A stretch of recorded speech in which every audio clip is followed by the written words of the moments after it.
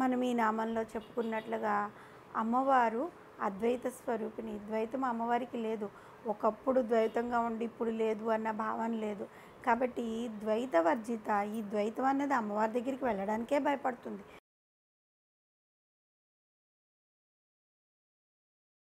శ్రీ నమః. శ్రీ లలితా సహస్రనామంలోని 668వ నామము ద్వైత వర్జిత. ఈ నామానికి అర్థం ఏంటి అంటే ద్వైత భావముల చేత విడవబడినటువంటిది అన్నమాట.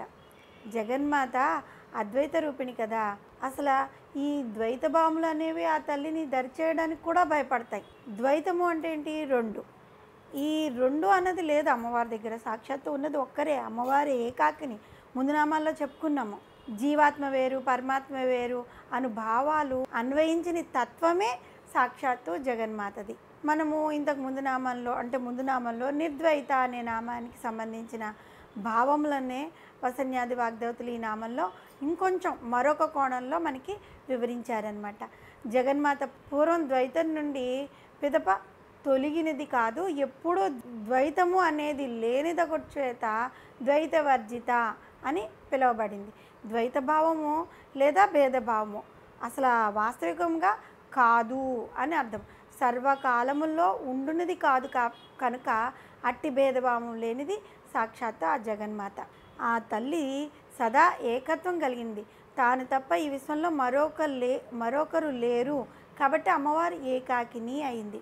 ద్వైత భావంలో జీవునికి స్వాతంత్రం ఉండదు. కేవలం ఈశ్వరుడు మాత్రమే స్వతంత్రుడుగా ఉంటాడు. కాబట్టి జీవుడు ఎప్పటికీ ఈశ్వరుడు కాలేడు. కేవలం అతడు పరబ్రహ్మ సామీప్యమునకు మాత్రమే చేరగలడు. కానీ అద్వైత భావంలో అటు జీవుడు ఇటు ఈశ్వరుడు ఒక్కరే అవుతారు. అందువల్ల జీవుడు ఈశ్వరులో పూర్తిగా ఐక్యమైపోతాడు. ఈ భేదభావం లేకపోవటంతో జగన్మాత ద్వైత వర్జిత, ద్వైత భావం లేనిది అని అర్థం. పరదేవత అయిన లలిత త్రిపుర సుందరి జీవుల్లో నెలకొన్న ద్వైత భావాన్ని తొలగించి వారిని జ్ఞానులుగా మారుస్తూ ఉంటుంది. పరమాత్మ వేరు, తాము వేరు అని భావించేవారు సంకల్ప వికల్పాలతో కూడిన మనసు కలవారనమాట. ద్వైత భావం కలిగిన వారుగా వాళ్ళని పరిగణిస్తూ ఉంటారు. అటువంటి భావములు కలవారు ఆ తల్లిని ఎప్పటికీ దర్శించుకోలేరు. ముందు తెలుపబడిన నిర్ద్వైత అనే నామానికి విస్తృతమైన అర్థమును వివరించినది ఏంటి అంటే ఈ నామం యొక్క భావ పటిష్టత కొరకు జీవుల్లో పాతుకుపోయిన ద్వైత భావాన్ని అనే భ్రాంతిని మూలాల నుండి తొలగించడం అన్నదే ఈ ద్వైత వర్జిత అనే నామం యొక్క ముఖ్య అర్థం. ద్వైతము అంటే ఈ పరిదృశ్యమానమైన అంటే మన కళ్ళతో చూస్తున్న ఈ బాహ్య ప్రపంచం అన్నమాట. ఈ ప్రపంచం అనేక జతలతో కూడుకున్నది. స్త్రీ పురుషులు, స్త్రీ నేను అంటుంది, పురుషుడు నేను అంటాడు. స్త్రీ పురుషులు వేరైనా వారిద్దరిలో నెలవై ఉన్న నేనుకు లింగభేదం ఉంటుందా? వాళ్ళు నేను అంటారు, స్త్రీలు కూడా. కానీ ఆ నేను అన్నది దానికి నేనుకి లింగభేదం లేదు. ఇద్దరిలో ఉన్న నేను అనే రూపమే జగన్మాత యొక్క రూపము. అదే ద్వైత వర్జిత అని వివరింపబడిన రూపం అన్నమాట.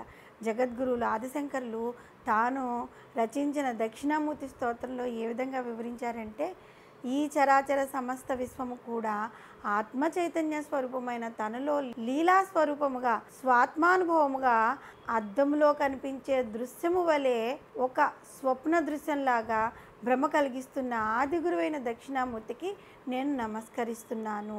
ఈ విధంగా చరాచర విశ్వానికి తనకు భేదం లేని ద్వైత వర్జిత అనే రూపమే సాక్షాత్తు ఆ జగన్మాత. మనం ఈ నామంలో చెప్పుకున్నట్లుగా అమ్మవారు అద్వైత స్వరూపిణి. ద్వైతం అమ్మవారికి లేదు. ఒకప్పుడు ద్వైతంగా ఉండి ఇప్పుడు లేదు అన్న భావన లేదు. కాబట్టి ద్వైత వర్జిత. ఈ ద్వైతం అనేది అమ్మవారి దగ్గరికి వెళ్ళడానికే భయపడుతుంది.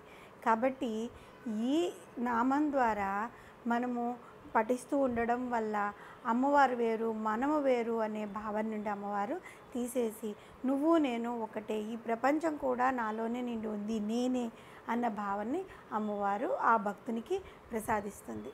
శ్రీమాత్రే నమః.